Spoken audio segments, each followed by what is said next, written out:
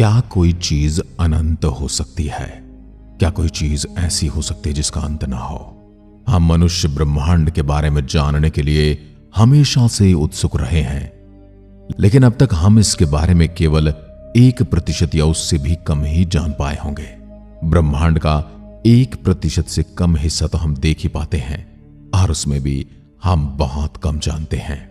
इससे हम ये तो जान गए कि ब्रह्मांड बहुत बड़ा है, लेकिन कितना और कहां तक ये फैला हुआ है इसका पता अब तक नहीं चल पाया। लेकिन क्या आप ये जानते हैं कि ब्रह्मांड हमेशा से इतना विशाल नहीं था, ये इतना फैला हुआ नहीं था। ये सब तो आज से 14 अरब साल पहले बिग बैंग के साथ शुरू हुआ था, और तब से अब तक ये कभी न खत्म होने वाले एक गुब्बारे की तरह फूलता जा रहा है, यानी कि फैलता जा रहा है। इसका अर्थ यह हुआ कि ब्रह्मांड के केवल उन्हीं हिस्सों को देखा जा सकता है जिनके प्रकाश को हम तक पहुंचने में 14 अरब साल का समय लगा है। यदि कोई भी चीज इससे बाहर है तो हम कभी नहीं देख पाएंगे। और दूसरी बात, किसी चीज के प्रकाश को हम तक पहुंचने में 14 अरब साल का समय लगेगा, इतनी दूरी पर हमें वह चीज कैसे मिलेगी? और क्या हम सच में उस चीज से 14 अरब प्रकाश वर्ष की दूरी पर होंगे? यदि ब्रह्मांड सब कुछ है तो उसके बाहर कुछ कैसे हो सकता है?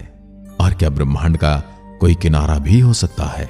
यह सवाल भी हमें उन हैरान करने वाले सवालों के साथ अकेला छोड़ देता है। लेकिन यह ज्ञात में एक निरंतर यात्रा है जो हमारे नॉलेज और हमारे इमेजिनेशन की बाउंड्रीज को आगे बढ़ाती है। जितनी हम कल्पनाएं करते जाते हैं उतनी ही हम अपनी कल्पनाओं में उलझते चले जाते हैं।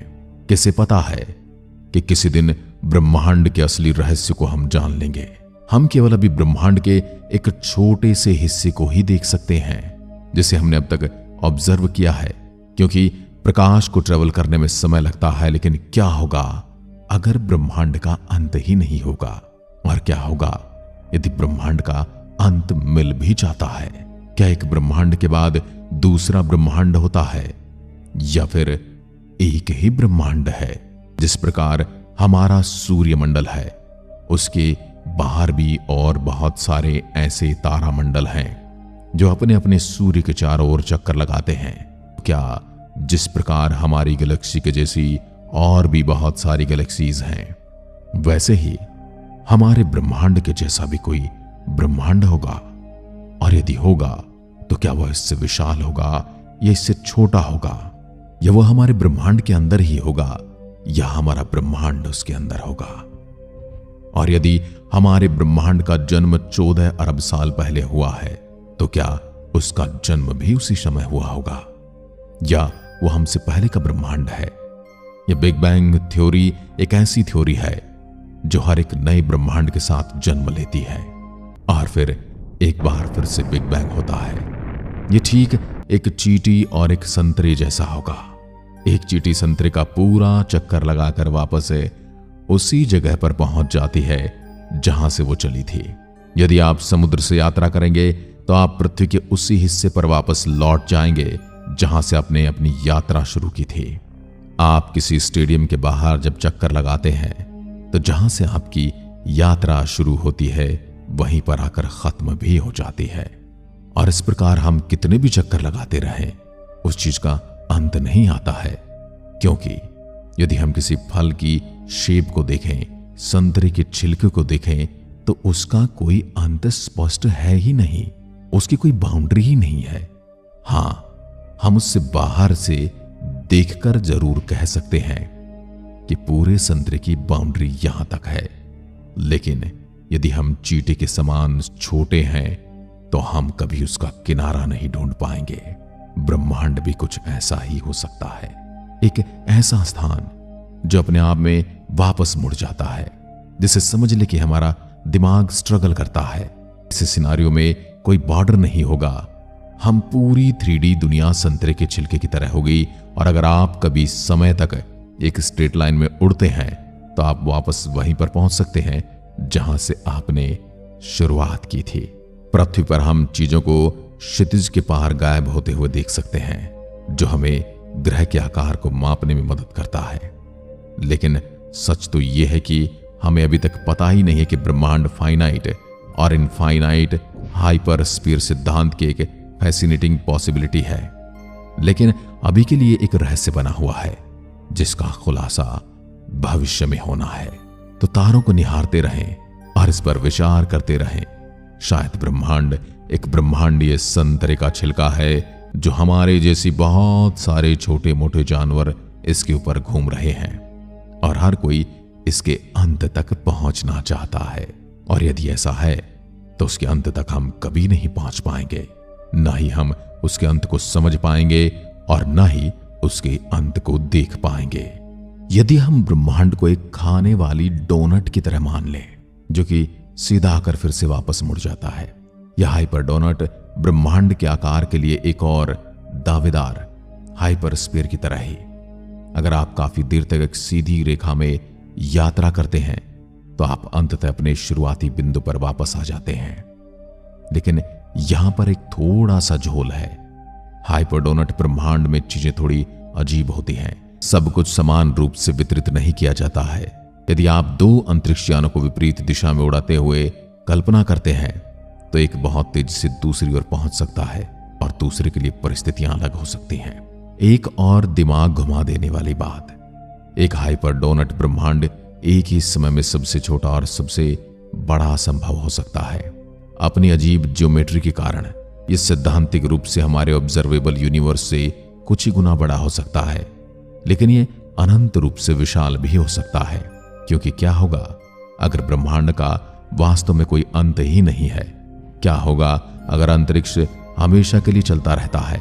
एक अनंत ब्रह्मांड कैसा होगा? ये एक ऐसा सवाल है जिस पर सदियों से फिलोसोफर और साइंटिस्ट विचार कर रहे हैं। बुद्धिजीवी इस पर अपना दिमाग खपा रहे हैं। एक अनंत ब्रह्मांड, एक अनंत रूप से दोहराए जाने वाले पैटर्न या अनंत सितारों के अस्तित्व जैसी मन को चकरा देने वाली अवधारणाओं को सामने लाता है, जिसमें से प्रत्येक में जीवन की अपनी क्षमता है। सच तो यह है कि उसके आगे तक ये विचित्र संभावनाएं ब्रह्मांड की एक तस्वीर पैदा करती हैं जो हमारी कल्पनाओं से कहीं अजीब और अद्भुत है। तो तारों को निहारते और सोचते रहिए, ब्रह्मांड वास्तव में किस आकार का है? ब्रह्मांड हमारी परिकल्पनाओं से भी परे है। लेकिन क्या होगा यदि यह विशाल न हो, बिल्कुल सचमुच अनंत हो? यानी कि विशालता की सारी सीमा रेखाएं पार करके यह अनंत हो। एक अनंत ब्रह्मांड हमारा दिमाग चकरा देने वाला है। सबसे पहले, अगर इसका कोई अंत नहीं है तो क्या इसका मतलब यह हुआ कि यह शाश्वत है? यानी इसका कोई आरंभ भी होगा, या फिर यह हमेशा हमेशा से ऐसा ही है? हमेशा के लिए मौजूद था, हमेशा के लिए मौजूद है और रहेगा? क्या कोई ऐसा समय था जहां सचमुच कुछ नहीं था और फिर सब कुछ बिग बैंग के हमारे पास पुख्ता सबूत हैं जो बताते हैं कि ब्रह्मांड का एक निश्चित शुरुआती बिंदु था? एक अनंत ब्रह्मांड में आकाश गंगाएं लगातार एक दूसरे से दूर जा रही हैं, जो अंतरिक्ष के ही फैब्रिक को खींच रही हैं। ये एक असीम रूप से फैलने वाला गुब्बारा सा प्रतीत होता है, दिमाग को फैला देने वाला, दिमाग को चकरा देने वाला। रुकिए, अभी तो और भी हैरान होना बाकी है। इससे अनंत ब्रह्मांड की यात्रा करने की परिकल्पना करें। नई आकाश गंगाएं, विचित्र ग्रहों और शायद परग्रही जीवन, जिसे आप एलियन लाइफ भी कहते हैं, उसका सामना करना। लेकिन अंतिम दिमाग यात्रा के लिए तैयार हो जाओ। कल्पना से भी लंबे समय तक यात्रा करने के बाद आप मोस्ट माइंड ब्लोइंग खोज पर ठोकर खा सकते हैं। यह कैसे संभव है? क्योंकि ब्रह्मांड में सब कुछ एक सीमित संख्या में निर्माण ब्लॉकों से बना है।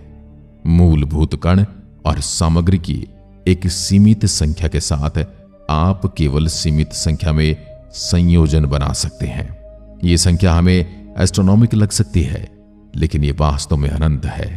तो इस अनंत अंतरिक्ष में जो हमेशा के लिए भरा है, आप अपनी कॉपी से सामना कर सकते हैं। यानी कि आपको अपना हमशक्ल, बिल्कुल आपके जैसे व्यवहार करने वाला कोई दूसरा जीव या मनुष्य मिल सकता है। पुनरावृत्ति यानी कि रिपीटेशन पैराडॉक्स सब कुछ अद्भुत है यहां पर। अब सिर्फ इसलिए कि कुछ संभव है, इसका मतलब यह नहीं कि यह अवश्य होगा।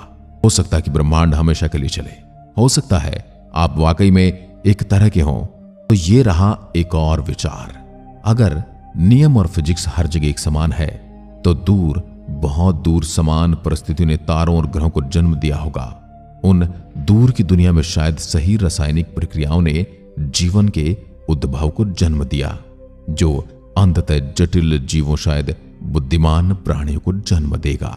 ब्रह्मांड की विशालता का मतलब कि अगर कुछ एक बार हुआ पृथ्वी पर जीवन की तरह, तो संभव कि ये कहीं और फिर से होने की संभावना शून्य नहीं हो सकती। ये एक दिमाग को झकझोर देने वाली संभावना है जो हमें जवाबों से ज्यादा सवालों के साथ छोड़ देती है। ब्रह्मांड अनंत संभावनाओं का स्थान है, शायद अनंत दोहराव भी है। यानी कि ब्रह्मांड अपने आप को बदलता रहता है। जैसे एक जीव दूसरे जीव को जन्म देता है और अपनी प्रॉपर्टी, अपना सब कुछ उसे सौंप देता है, वैसे ही शायद ब्रह्मांड भी करता है। जैसे जैसे हम ब्रह्मांड का पता लगाना जारी रखते हैं, एक बात निश्चित है, ये यात्रा आश्चर्यों से भरी है, अद्भुत नजारों से भरी है। हैरान कर देने वाले दृश्य देखे जा रहे हैं और ऐसी खोजों की इसमें क्षमता है जो इस भव्य अनंत अस्तित्व में हमारे स्थान को हमेशा के लिए रीडिफाइन करेगी। ब्रह्मांड की विशालता आपके सर को घुमाने के लिए काफी है, लेकिन क्या होगा अगर ये सिर्फ विशाल ना हो, बल्कि सचमुच अनंत हो। हमने कुछ दिमाग को झकझोर देने वाली संभावनाओं को खोजा और ये इसका आखिरी पड़ाव है। ब्रह्मांड इतना विशाल है, अकल्पनीय दूरियों की यात्रा करने के बाद भी दूसरी पृथ्वी या किसी और आपको ढूंढने की गारंटी नहीं होगी। यानी कि जरूरी नहीं कि आप कहीं जीवन ढूंढ पाए। एक अनंत ब्रह्मांड में कणों का हर संभव संयोजन, हर तत्व, हर अणु, हर जीवित चीज सैद्धांतिक रूप से कहीं न कहीं मौजूद हो सकती है। ये सिर्फ पॉसिबिलिटीज हैं, सिद्ध तथ्य नहीं। विज्ञान की सीमाएं जहां घुटने टेक देती हैं और प्रतीक्षा करने लगती हैं एक ऐसे नए आविष्कार का जो इस गुत्थियों को सुलझा सके। दुर्भाग्य से हमारी वर्तमान तकनीक के साथ इन अनंत ब्रह्मांड परिदृश्यों का परीक्षण नहीं किया जा सकता। हम ब्रह्मांड कितना विशाल है नहीं जान सकते, ब्रह्मांड किस प्रकार काम करता है ये भी नहीं जानते, और ब्रह्मांड में हमारे जैसी कितनी पृथ्वियां हैं ये भी हम नहीं जानते। और क्या जीवन जीने के लिए हमारी पृथ्वी के जैसी ही परिस्थितियां होनी जरूरी हैं ये भी हम नहीं जानते, क्योंकि जीवन पनपने के लिए बहुत सारे वातावरण अनुकूल हो सकते हैं और उसी वातावरण के अनुसार जीवन भी उसी तरह का हो सकता है। और न तो हम इतना गहरा देख सकते हैं और न जान सकते हैं। निश्चित रूप से हो सकता है भविष्य में हम कभी जान पाए या न जान पाए। तो अभी के लिए तो ब्रह्मांड अनंत है या बहुत ज्यादा बड़ा है, यह विज्ञान के सामने एक प्रश्न है। परंतु आप क्या मानते हैं, ब्रह्मांड अनंत है या बहुत बड़ा? कमेंट में लिखकर जरूर बताइएगा। जय हिंद, जय भारत।